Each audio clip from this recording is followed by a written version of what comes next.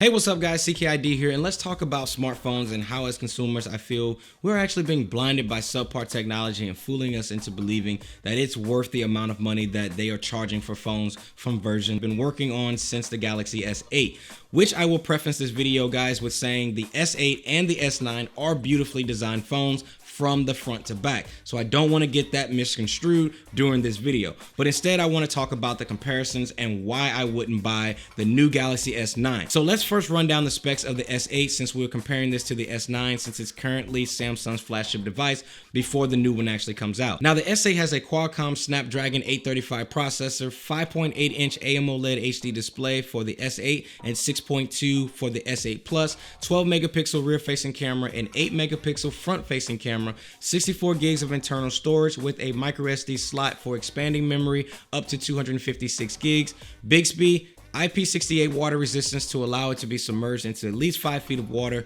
for around about 30 minutes, fingerprinting biometric scanning capabilities, wireless charging, and last but not least, it includes the headphone jack for those that haven't completely made the switch over to wireless headphones yet. Now those are all solid and great specs, but now let's actually run down the specs of the new Samsung Galaxy S9, which pre-orders will begin on this upcoming Friday. But before you guys pre-order, make sure you guys watch to the end of this video because I'm going to be sharing my personal thoughts on why I would not purchase the S9 or the S9 Plus. So the specs of the S9 includes Qualcomm Snapdragon's 835 processor, a 5.8-inch AMOLED HD display for the S9 and 6.2 for the S9 Plus, dual 12 megapixel rear facing camera and 8 megapixel front facing camera, which we will touch and expand on this feature a little later in this video, 64 gigs of internal memory storage with a micro SD slot for expanding up to 400 gigs. Bixby is on this, IP68 water resistance, iris sensors, facial recognition, and fingerprinting sensors for biometric features, wireless charging, and it still uses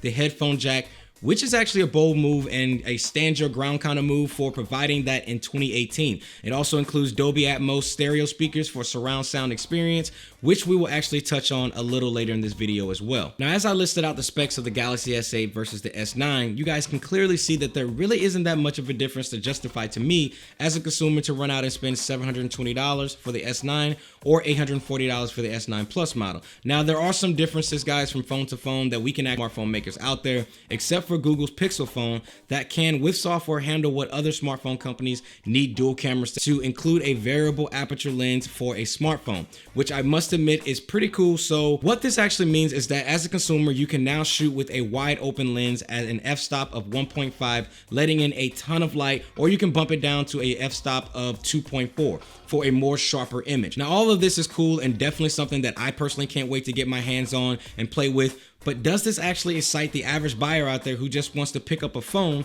and snap a picture? Now, one of the things, guys, that is frustrating me about the smartphone industry is that these companies seem to only really be focusing on the innovation and technology of bettering the smartphone camera system.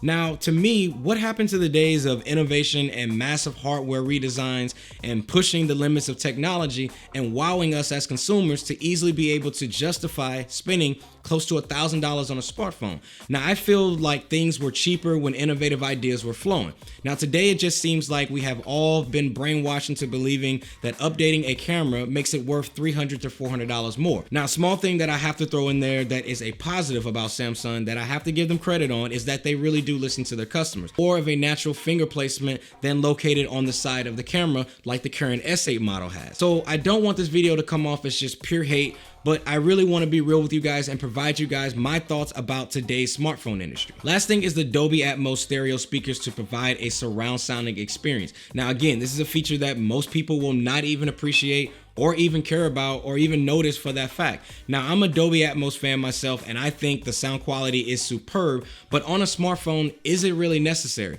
Now, comment below right now if you play audio on your phone out loud, or do you prefer to use some type of headphones when listening to any audio from your phone? Now, if you're like me, I generally listen to audio from my smartphone through some form of headphones or even a wireless device, especially if I'm out in public. I just think it's just weird when I see people blasting music from their phone instead of having some type of headphones or earphones that they can use to listen to their audio. So personally, I'm not sure how that can actually be received as innovative or game changing. Overall, guys, I just think that instead of companies creating newer versions of smartphones each year and year after year, They should actually take the time, research, develop, innovate, and then release a new product onto the world that we have yet to see before. Now, I think companies would have a much bigger impact on the smartphone industry if they were to do that instead of releasing a new phone every single year. Although I know there are certain people out there who just have to have the latest and greatest in smartphones, I'm just the type of person who would rather wait until a new product has enough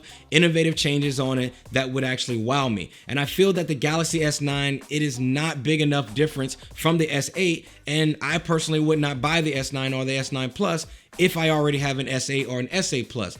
But if you have neither and thinking about making the switch to the S9, then I think the S9 is a perfect phone for you guys to look up. Well, guys, that's all I wanted to share with you all before making a purchasing decision. Make sure if you like this video to please give this video a thumbs up, as well as click on that subscribe button to see more content like this. Also, share this video with your friends, coworkers, or whoever, so they will also be in the know.